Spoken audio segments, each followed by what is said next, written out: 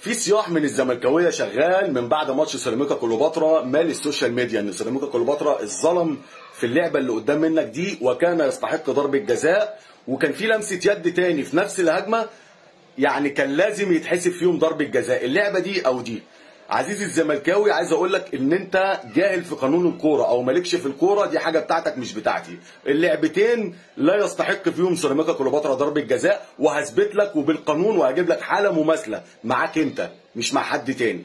تعال نشوف الكوره من البدايه. بص هنا لاعب سيراميكا شاط الكوره، بص الكوره هتيجي في رجل مين؟ في رجل لاعب الاهلي المدافع للارض، الايد مين؟ لايد ياسين ايه؟ مرعي، صح كده؟ طب تعال نشوفها تاني عشان حضرتك بس تقتنع. اهو ها بص رجل مدافع الاهلي اهي ممتده جايه في رجليه لزميله، يعني راجعه من زميله لايديه. قانون الكرة هنا بيقول سعادتك ايه بقى؟ ان الكرة لما ترجع من الزميل لايد الزميل التاني في منطقه الجزاء ما تتحسبش ضربه جزاء، بالدليل ان نفس الكرة دي حصلت السنه اللي فاتت مع الونش وحسام عبد المجيد في مباراه بيراميدز. تعال نشوفها علشان حضرتك تقتنع عشان انت ما بتقتنعش بسهوله.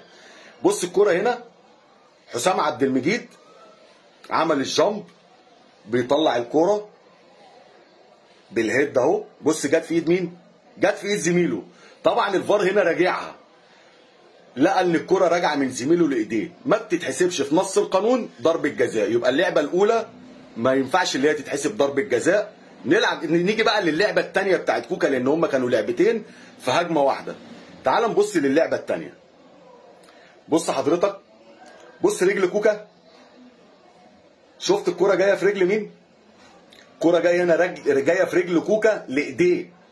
تشوفها تاني حضرتك عشان تقتنع. بص اوريها لك تاني اهو بص جايه في رجليها اهي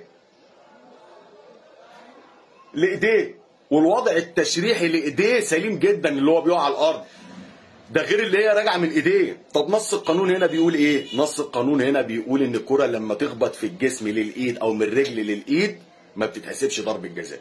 حضرتك قلت لك انت جاهل بقانون الكره، دي مشكلتك، وروح اسال في اللي انا بقوله هتلاقي اللي انا بقوله مظبوط.